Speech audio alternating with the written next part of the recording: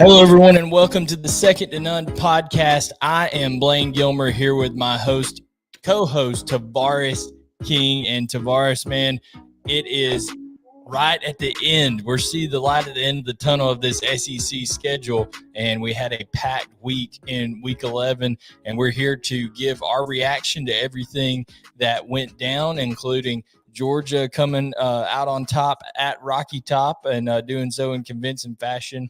We'll talk about Ole Miss and the lane train rolling as you predicted it would over there. We split on that one, and a lot of interesting matchups and games that occurred there in Week 11, TK. But I thought overall it was a solid week of football to watch.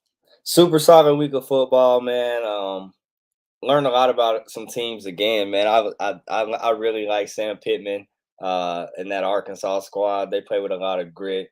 Ole Miss and the lane train, like I said, choo-choo was going to roll. And, of course, my dogs, 8-0 in conference play, something that hadn't been done before in school history. I think that's pretty amazing. Just a great week, man. Great week of SEC football, man. Ready to chop it up. Talk about a little bit more. I know something that some people ain't happy about, and that's that daggone Florida squad. I don't know what they got going on over there, but boy, you let that Florida defense. Your guy Christian Robinson didn't pick a good week to be the defensive coordinator for the first week, but we'll have to. I don't think that you can put that on him too much. But one thing I think you can bet on right now is that when Florida takes the field, you don't know what you're going to get. And speaking of betting, guys, we always have to thank our sponsor of the show, and that is Bet Online, guys, because Bet Online is back and better than ever with a new web interface to the start of basketball season here. Of course, the conclusion of football season, NHL is going, all of those good things. So Bet Online, it remains the number one spot for your basketball and football action this season. Head to the new updated desktop or mobile website to sign up today and receive a 50% welcome bonus on your first deposit. Just use the promo code BELIEVE50, that's BLEAV50, to receive your bonus. Like I said, all kinds of sports going on out there, including even boxing, UFC. There's a fight coming up between Darren Williams, the former NBA player, and Frank Gore. All kinds of stuff that you can bet on. So head on over to Bet Online. Bet Online is the fastest and easiest way to bet on all your favorite sports. Bet Online, it's where the game starts. But TK, we are going to pick up right where you had just left off with that Florida defense. I almost had to do a double take at my phone. I was in Knoxville there to take pictures at the Georgia-Florida game, and I looked down at my phone, and it's 7 minutes to go in the second quarter, and Florida had already given up 35 points to Samford. I think it was like 42 points they gave up before halftime. Yeah, 42 points at halftime. I know they fired Todd Grantham, the week before. Their defensive coordinator. How much do you think it was just maybe getting used to a new, play caller and Christian Robinson calling the defensive plays, and how much do you think it was just this team has quit on Dan Mullen? Man, a lot of it did look like a lot of quit. But it is an adjustment. It is tough to be thrown into the fire of calling plays. I will say that. That's tough, but C-Rob, they got it done at the end of the day. They did get it done, though they did get points scored on them, but they got it done, man. So hopefully they can get those things corrected next week. But man, you got to think, like you said, it's coming. Dan Mullen, his days seem to be numbered, man. They face a Mizzou team next week who just beat South Carolina, who stumped a mud hole in them. So I mean. He's stomping a mud hole in him and walking. So I mean, their work's cut out for him right now. But you gotta think Dan Mullen's, man. I don't know, his days are slim. I don't know how Florida can justify keeping him around if the effort for 2 straight seasons has waned once Florida has not had an opportunity to play for their goals, right? Last year after the SEC championship game, they obviously just didn't show up against an Oklahoma team and got killed. And now after the SEC East was out of their grasp this year, they just I mean, they just flat have not come out and played with the energy that you would expect out of a Florida program. Right, and two, from even, I mean, you work on this all day, every day, recruiting, from a recruiting standpoint. I think we just stole two guys from them within the past week. So I mean, Yeah, something's got to give over there. In that well, sense. and to be fair to Dan Mullen, it's not recruiting season right now. You know what he said? It's not recruiting season. He said he'll talk about recruiting after the season's over with. No, but I mean that was taken out of context by Mullen a little bit, but not a good look when you're struggling the way they are. But yes, Shamar James and Julian Humphrey both decommitted from Florida. They were their top two commits in the class of 2022. Shamar James, a linebacker from Mobile, Alabama. Julian Humphrey, a corner that runs a 4.3 440 out of Houston, Texas. He flips to Georgia this past week. Shamar James is trying to decide between Georgia and Alabama.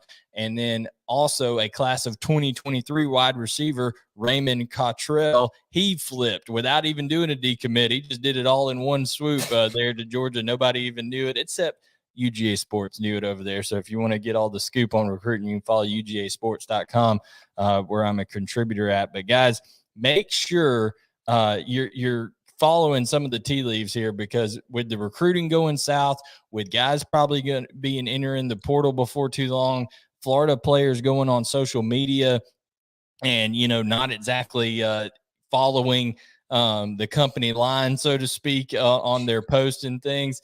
It's interesting times for the Florida Gators. So we will see. But I thought that was worth touching on. 70-52. Now, hey, you got to give it to them. They racked up 70 points in a game, but it's against Samford, an FCS team that and they had to.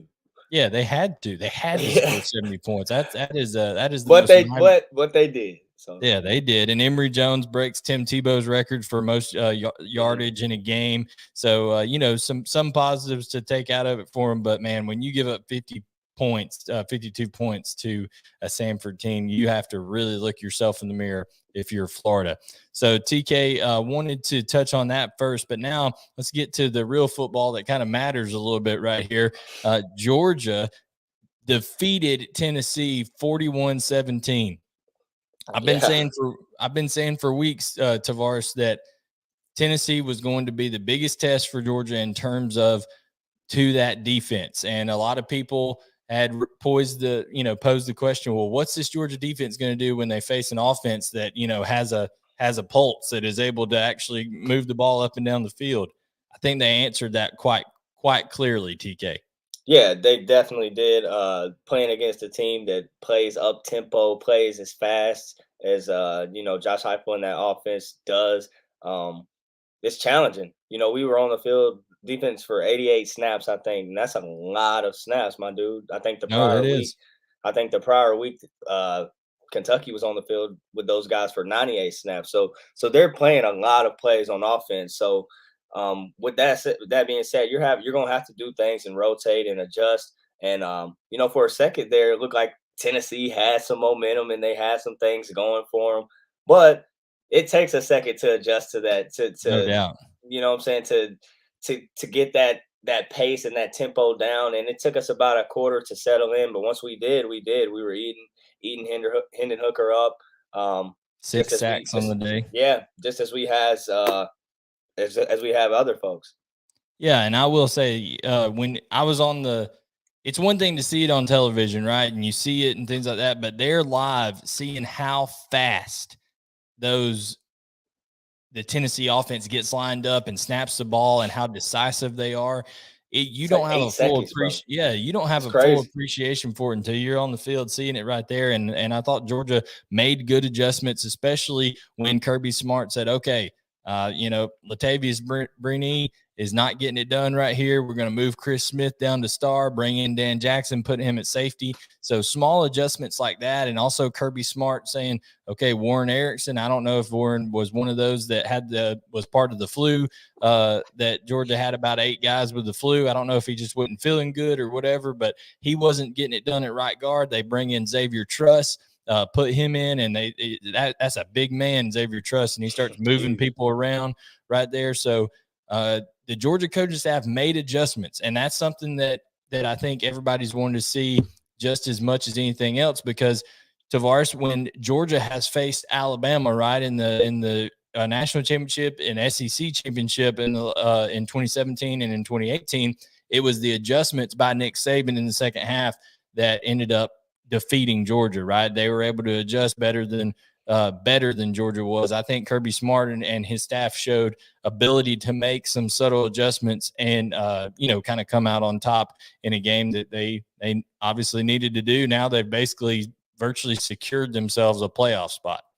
Yeah, definitely have. And you talk about adjustments, and you can only make adjustments when you have bodies to do so. And we've got so many bodies that we can put in positions to make plays and be interchangeable. So that's awesome. And one thing that I do want to talk, two things that I want to talk about.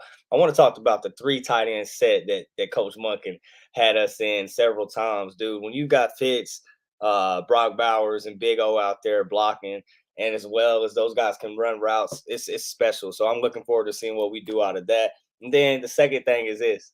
I was super excited to see James Cook emerge, bro. I was super excited to see him make plays, make explosive plays, and do it continuously over and over again. So that was good to see. Hopefully he gets rolling down the stretch here. No doubt. And before we move on from this game, I do want to say Tennessee has pros on that offense, man. When you talk about 100%. Cedric Tillman and Bayless Jones Jr., those guys are going to be pro wide receivers. I mean, you've played NFL wide receiver. Those guys have NFL bodies, NFL skill sets. They make plays. Hendon Hooker is going to get a chance to play in the league with his athletic ability. So yeah. I thought that was interesting to see, Georgia handled a team that has some weapons like that. Yeah, yeah. And let's be clear. I've said it previously on the show. Tennessee needs to be happy with where they are, what they're doing right now. The offense looks great. They have a quarterback that I love. I think that the coaches love, the teammates love him. And that's what you want. You want a guy that you can go to battle with week in and week out, as well as Coach Heupel, bro. You got to love him. Dude's got the whole fan base, got the whole place rocking. So I like what they got going on. And they should too. Yeah, that was the other thing. Neyland Stadium early on, it was rocking, man. I mean, and I was in there. The energy was great. It was a great atmosphere. So I think Tennessee fans should be very happy, like you said, where they are. Josh Heupel's got the program going in the right direction. He's going to be able to recruit well because guys are going to want to play his style of football. It's an exciting style of football. But the plays, man. Yeah, the myths that Georgia debunked, though, was can they play the same offense against or play same defense against a high-powered offense? That answer is yes. They were able to stifle a high-powered offense.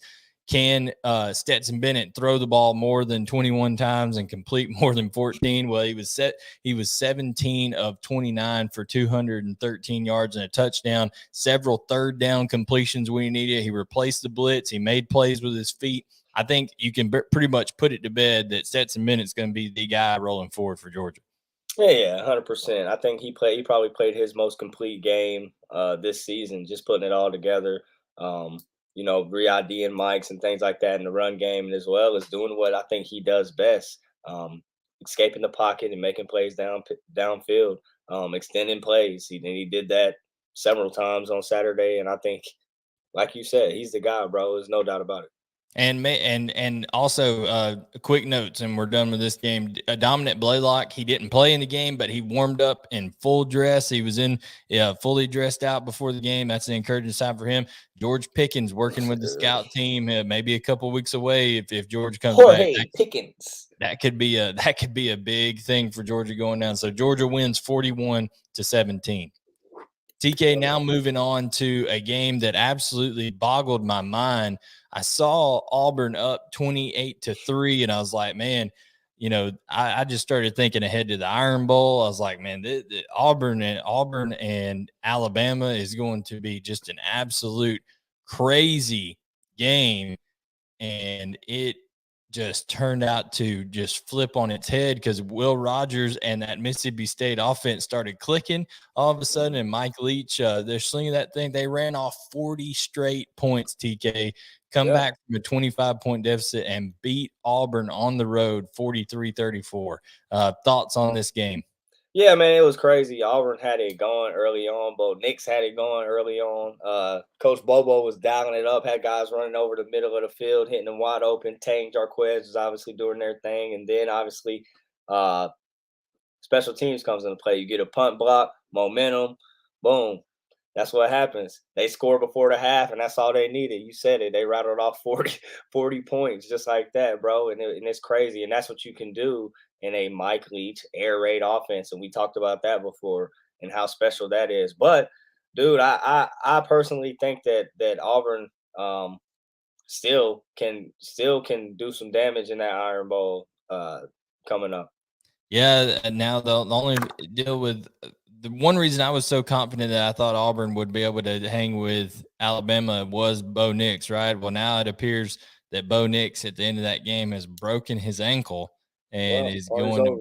is going to be out. So now it's TJ Finley's time to shine there. He transferred from LSU there for a reason. Obviously, he saved Auburn earlier in the year against Georgia State on a fourth down crazy play, but and he'll get a week here before he has to face Alabama at the end of the year in the Iron Bowl. But we'll see, TK. Now that Iron Bowl looks a little bit different with Bo Nix out there, but also Owen Papo was out for the game defensively, and I think what happened, TK, was Auburn was playing well, and then all of a sudden the defense gets worn down. And Will Rogers in that air raid style, once they get you running side to side and you're huffing and puffing, and then they're able to complete some plays, and they got some short fields to do it with, man, TK, that's some tough stuff right there. You gotta wonder if Auburn was making too many explosive plays, if they should have slowed that thing down a little bit. My man Kobe Hudson was out there snagging on them, making plays. He just might get that up top pork chop award this week. No doubt, no doubt. But I mean, you look at this game. Auburn was 50% on third down. They were 50% on fourth down. That's pretty good numbers.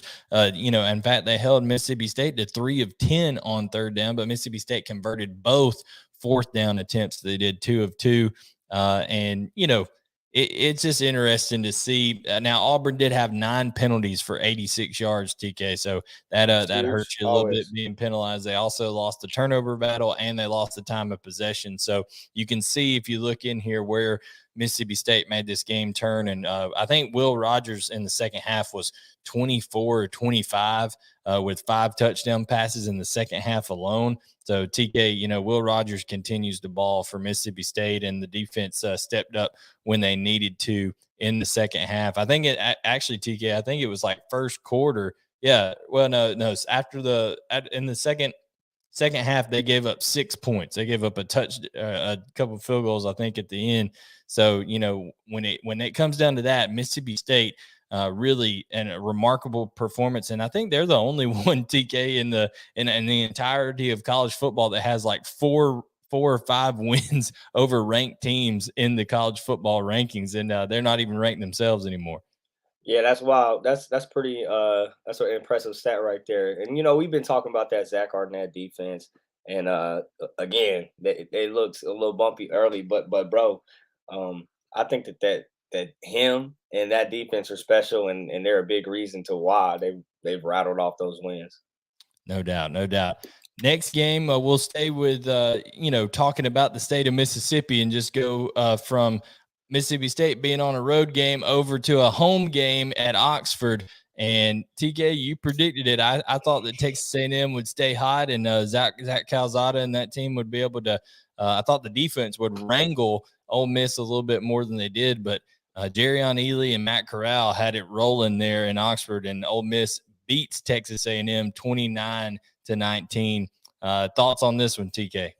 Yeah, it was a really impressive game by Matt Corral, minus the two fumbles that he did have. But other than that, dude, it was a really impressive game by him. I thought another thing that was eye opening for me was that Ole Miss was able to run the ball 257 yards. extremely well. And then another eye opening thing was it's kind of like the defense is flip flopped. Texas A&M's defense was kind of just lost at times, and Ole Miss's defense was giving them all they wanted. A lot of times in Zach Calzada's face, forcing them to throw some picks. breaking on some routes, jumping some routes. I think there was a pick 6 in the game as well. So just a overall great effort by the Ole Miss defense, and I think that that was probably my most impressive feat by them.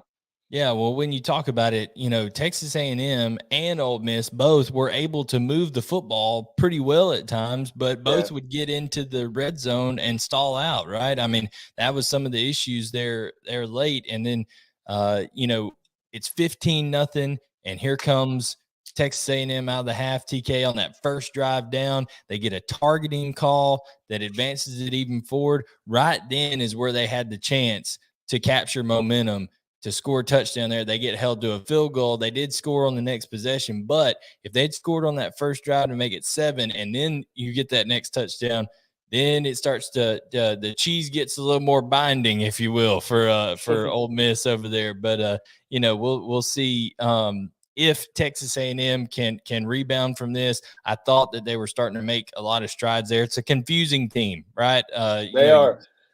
The only thing that was killing Ole Miss was A-Chain. A-Chain was out there eating. He was balling. They probably should have handed it to him a little more, man. Yeah, Devon A-Chain, 12 carries, 110 yards, 9.2 yards an attempt with 2 touchdowns. Also, Anais Smith and Jalen Wademeyer had some good nights. I thought that they could have went to Jalen Wademeyer more. It seems like he needs to get a few more targets. I mean, with a guy that big bodied and the way that Ole Miss plays, they've got that 3-2-6, and sometimes with run action and things like that, especially if they used Anais Smith or used A-Chain, maybe going across, it could have manipulated those linebackers and opened up the middle of the field a little bit. But Zach Calzada, I mean, he plays with toughness. You can still tell he's hurt that left knee, but overall, just not good enough execution. And I thought they made a good point on the broadcast when I was rewatching this game that this was only Texas A&M's second true road game, right? They'd been like on the road to Missouri, but the game against Alabama was at home. They played Arkansas on a neutral field. So I think you have to give a lot of credit to the Oxford atmosphere there. Vaught-Hemingway Stadium was rocking the Lane train, all those emotions, things like that. And Lane's he's just going to keep going for it on 4th down until he gets it. You know what I'm saying? He ain't scared. He is not at all. I mean, what other coach in America would volunteer to be the guest picker when game day's at their stadium? I mean, nobody does that. I mean, Lane Kiffin he's a different bird now, and it's working out for him. And mathematically, TK, Ole Miss is still alive in the SEC West. They would need Alabama to lose to Arkansas and to Auburn, but if that were to happen and Ole Miss were to win out, then they would be in the SEC championship game. So, at least like on Dumb and Dumber. So you're saying there's a chance, there is a slim one, but a chance. Yeah, slim chance. Now, if that chance is going to stay alive for Ole Miss, they need the next game we're going to talk about, Arkansas. They need the Arkansas Razorbacks to take care of business next week against Alabama. They did take care of business against the LSU team, and quite frankly, TK, the margin that they won against LSU was only 3 points less than that of what Alabama did at home, and Arkansas does it on the road. So, like we've said before, this is the 7th win for Sam Pittman in year 2 on a total rebuild job. Nobody believed in him when they hired him, and he not only has won 7 games, he's beaten the old Southwest Conference right there with Texas A&M, and LSU all in the same year, TK. I mean, that is a huge accomplishment for the Razorbacks. Yeah, extremely impressive what Coach Pittman is doing in Arkansas, bro. He's got the fan base going. He's got the team going. His kids believe in him, and I think I've mentioned it before. This team is a team that's kind of taking on the character of their coach, bro. They did it in this game. They turned this game into just a knockout, drag out fight. And, this was an ugly game. Game. It was ugly. But we said it before. Sam Pittman is okay with being in some ugly games. And they did come out on top, but I think they came out on top because they played really good defense. Bumper Pool, as well as what's my man's name? 27. He's cold. Jalen Catalon. Yeah, Catalan, my man, like him a lot. They had 3 turnovers. They forced 3 turnovers in that game. Of course, TK, this was Garrett Nussmeier's first performance at quarterback for LSU. They started off with Max Johnson, then they pulled him and went with Garrett Nussmeier. And I thought they were going to kind of do the deal that they traded him in and out, but Nussmeier goes the rest of the way, and he made some plays that were spectacular plays, like the 3rd and 20 on the last drive before the 3rd and 20 before the interception there. He threads the needle, puts it in there, but then an ill-advised throw on the interception. That's where you see, a guy who's really talented, but also really young all at the same time. Yeah, I mean, it was a tough decision there. Pulling Max. I mean, I was watching the game again today, and just watching him early on, just sit in the pocket. I think we talked about it. I was like, dude, he's got to move out of there, and that hurt him. That hurt them early on in that game. So maybe that hurt him against Alabama the week before. Yeah. So maybe that kind of played into what was going on. But yeah, man, just Nussmeier played all right. I think he's young and he's got some ability, but yeah, that youngness showed for sure. Yeah, he finished the game 18-31, 179, a touchdown and 2 picks. You definitely got to value the ball a little bit more than that. But, Trey Palmer for LSU, man, my buddy returning punts back there, he was exciting. I mean, he almost took a couple to the house back there, it seemed like. So Trey Palmer, an exciting player there in the future for LSU, but you got to give it to Arkansas being able to manufacture enough plays when they needed to, TK. And I think KJ Jefferson is tough as nails, and big fella. Yeah, I mean, he's big, and when you got KJ Jefferson, Dominic Johnson, Traylon Smith, and then of course out wide you got Traylon Burks out there. They're going to give, I think, one thing you can definitely expect is, even though they're going to Tuscaloosa next week, and that's going to be our main game we preview this upcoming week, I think exactly what you're going to get out of this Sam Pittman team, and they're going to give it their all against a Alabama secondary who now all of a sudden has some injuries in it. There's been confusion all year back in the secondary, so I think it'll be a interesting matchup coming up with the Razorbacks going to Tuscaloosa. No, it'll definitely be a good one. I think this game will be another knockout, drag out. We'll see who can run the ball. Alabama obviously struggled to run the ball as of late, so we'll see, man. It'll be a fun one. It'll definitely be a fun game to watch. I'm glad it's the game of the week. No doubt. So those were the main game. Wait, we ain't gonna talk about the Cam Little hitting the gritty.